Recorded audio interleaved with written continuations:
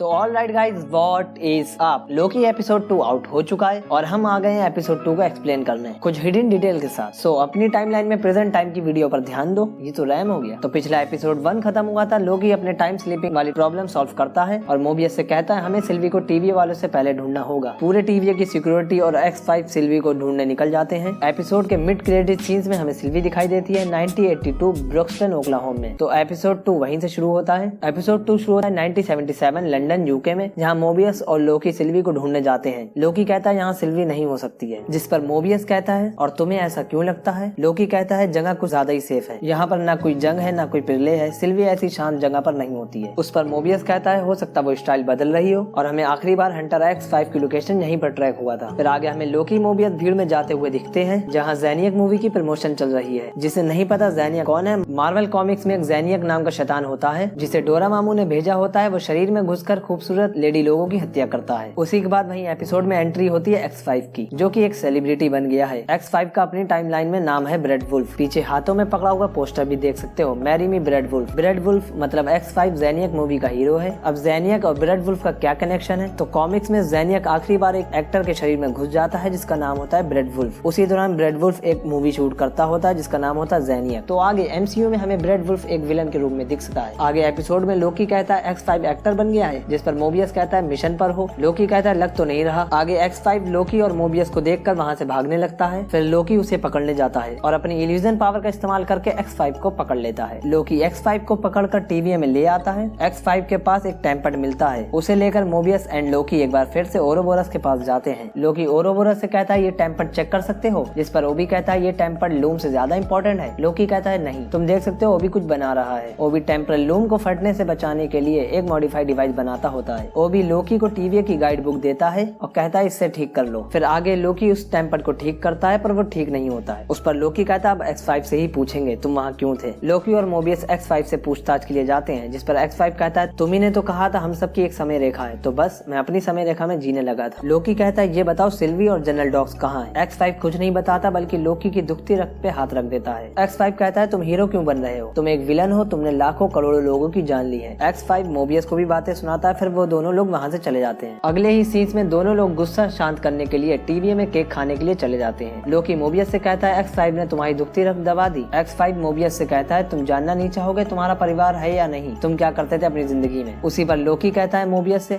अगर तुम्हें मौका मिले ये सब जानने का तो तुम जानोगे, जिस पर मोबियस कहता है नहीं, अब टीवी ही मेरा असली घर है। उसी के बाद ओबी टेम्परल लूम में होता है जहाँ वो अपना डिवाइस लेकर लूम को पहले जैसा बनाने की कोशिश में लगा है। अगले ही सीन में लोकी और मोबियस एक बार फिर से X5 के पास पूछताछ के लिए जाते हैं, जहाँ लोकी X5 को टॉर्चर करता है। फिर X5 अपना मुंह खोल देता है। फिर X5 लोकी को बताता है सिल्वी नई जिंदगी में जी रही है। X5 मोबियस एंड लोकी को उसके पास लेकर जाता है 1982 ब्रुक्सटन ओक्लाहोमा में, जहाँ तुम्हें साइड में मैकडोनल्ड का बोर्ड दिख रहा होगा। फिर हमें सिल्वी दिखती है जो मैकडोनल्ड में काम करने लगती है। लोकी उसके पास जाता है। आसपास का माहौल काफी टेंशन और हल्का सा प्यार भरा दिखता है। सिल्वी लोकी अकेले में कुछ बात करते होते हैं, जिस पर सिल्वी लोकी से कहती है अगर मुझे टीवी ले जाने वाले हो तो मैं नहीं। लोकी सिल्वी से एक सवाल करता है जब मैं टाइम में खींचा जा रहा था अतीत वर्तमान भविष्य में, तब तुम मुझे टीवी के भविष्य में दिखी, जिस पर सिल्वी कहती है ये हो ही नहीं सकता। उस पर लोकी कहता है हमें टीवी को ठीक करना होगा, बिना टीवी के दुनिया नष्ट हो जाएगी। दूसरी तरफ X5 कहता है मुझे यहाँ से ले चलो, जिस पर मोबियस X5 से कहता है तुम इतना घबरा क्यों रहे हो, बताओ बात क्या है। मोबियस X5 को लोकी के पास ले जाता है और कहता है ये कुछ छुपा रहा है, जिस पर सिल्वी अपनी पावर का इस्तेमाल करके देखती है जनरल डॉक्स और टीवी के सारे हंटर मुझे ढूंढने के लिए नहीं बल्कि समय रेखाओं को बम से उड़ाने जा रहे हैं, यहाँ भी बम गिरने वाला है। फिर आगे टीवी पर देख सकते हो कैसे समय रेखाएं बम से उड़ाई जा रही हैं। फिर वहाँ से तीनों लोग अगले ही सीन्स में लोकी सिल्वी और मोबियस उस जगह जाते हैं जहाँ जनरल डॉक्स और उसके सारे हंटर किसी हेडक्वार्टर जैसी जगह में समय रेखाओं को नष्ट कर रहे हैं। उधर B-15 मोबियस से कहती है वो करोड़ों लोगों को मार रहे हैं, जो करना है जल्दी से करो, उन्हें रोको। फिर सिल्वी और लोकी सबको रोकते हैं और मोबियस भी, और ना चाहते हुए भी सिल्वी को एक बार फिर लोकी के साथ आना पड़ा। उसी के बाद B-15 लोकी और मोबियस को टीवी में बुला लेती है। तुम देख सकते हो समय रेखाएं नष्ट हो गई हैं, जिस पर B-15 कहती है वो सब मासूम थे। पूरे टीवी में गम का माहौल हो जाता है, जिस पर सिल्वी कहती है तो ऐसे बचाता है टीवी जिंदगियों को। फिर सिल्वी वहाँ से चली जाती है। उसी के बाद कैसी कहता है गाइस रेंसलियर के टेम्पर्ड पर सिग्नल मिल रहा है। एपिसोड के एंड में सिल्वी वहीं रेस्टोरेंट में होती है। एपिसोड यहीं पर खत्म हो जाता है। इस एपिसोड में कोई मिड क्रेडिट सीन्स नहीं है। वैसे मेरे खोजी दिमाग में एक बात चल रही है, बता देता हूँ। मान लो 1000 समय रेखाएं थी, एक समय रेखा बची और वो भी टेम्परल लूम ठीक कर रहा था। अनगिनत समय रेखाओं के भार से टेम्परल लूम फटने वाला था। अब समय रेखाएं तो बची नहीं, तो टेम्परल लूम सही हो गया होगा शायद। डैड कमेंट में बता देना ऐसा है या नहीं। तब तक के लिए if you like the button keep watching more movie video के लिए डू सब्सक्राइब।